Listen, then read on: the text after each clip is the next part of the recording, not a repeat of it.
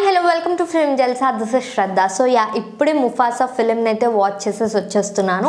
Mufasa ఫిలింలో అయితే మనకి మహేష్ బాబు గారి వాయిస్ కోసం తప్ప ఇంకా అందులో కొత్తదనాన్ని ఎక్స్పెక్ట్ చేయడానికి అయితే అసలు ఏమీ లేదు. ద లయన్ కింగ్ ఫిలిం అయితే ఎలా ఉంటుందో ముఫాసా ఫిలిం కూడా సేమ్ టు సేమ్ యాజ్ యూజువల్గా అలానే దించేశారు. అండ్ ముఫాసా ఫిలిం అయితే ద లయన్ కింగ్కి ప్రీక్వెల్ లాగా అయితే ప్లాన్ చేసి షూట్ చేయడం జరిగింది.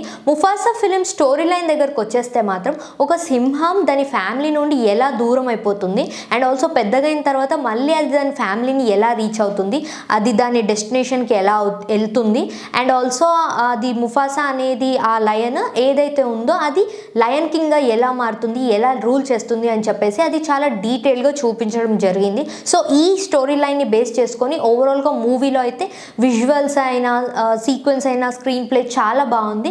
బట్ ద లయన్ కింగ్ అయితే ఎలా ఉంటుందో అందులో మనం ఎంత ఎంటర్టైన్మెంట్ అయితే ఎంజాయ్ చేసామో ముఫాసాలో కూడా అంతే ఉంది. ఇంకాస్త ఎంటర్టైనింగ్గా ఇంకాస్త కొత్తదనాన్ని వెతికిన వాళ్ళు ఎవరికి మాత్రం ఈ ఫిలిం నో అనే చెప్పాలి. వన్ టైం వాచ్కి అయితే ఈ ఫిలిం పక్కా చాలా మంచిగా ఉండబోతుంది ఆ ఎక్స్పీరియన్స్ అనేది. అండ్ ఆల్సో టాకా ఏదైతే ఉందో అది స్కార్లా ఎలా మారింది అని చెప్పేసి ఆ సీన్ని చాలా డీటెయిల్డ్గా చాలా కొత్తగా చూపించడం జరిగింది. అండ్ ముఫాసా అనే ఆ లయన్ ఏదైతే ఉందో దానికి టాకాకి మధ్యలో ఉన్నటువంటి ఆ బాండింగ్ రిలేషన్ ఎంత బాగుంటుంది. అది చాలా ఫ్రెష్గా చాలా క్యూట్గా ఆ మూమెంట్స్ అన్నిటిని కూడా చాలా బాగా క్యాప్చర్ చేస్తూ చూపించారు. అండ్ ఈ స్టోరీ మొత్తం ఏదైతే ఉందో ఈ నరేషన్ మొత్తం ముఫాసా మన్మరాలు అంటే సింబా కూతురుకి చెప్తున్నట్టుగా నరేట్ చేస్తున్నట్టుగా అయితే మనకి ఫిలిం మొత్తం చూపించారు.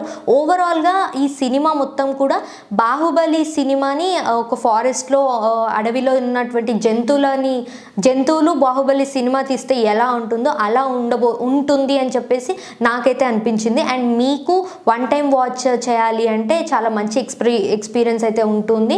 అండ్ ఆల్సో ఈ ఫిలింలో విజువల్స్ అనేవి ఆ సీక్వెన్స్ స్క్రీన్ ప్లేలో ఉండేటువంటి అప్పుడప్పుడు వస్తూ ఉంటాయి కొన్ని విజువల్స్, అవి చాలా బాగా చాలా ఎఫర్ట్స్ పెట్టి చేసినట్టుగా ఆ విజువల్ చూస్తేనే వాళ్ళ ఎఫర్ట్స్ అనేవి మనకి అర్థమైపోతూ ఉంది.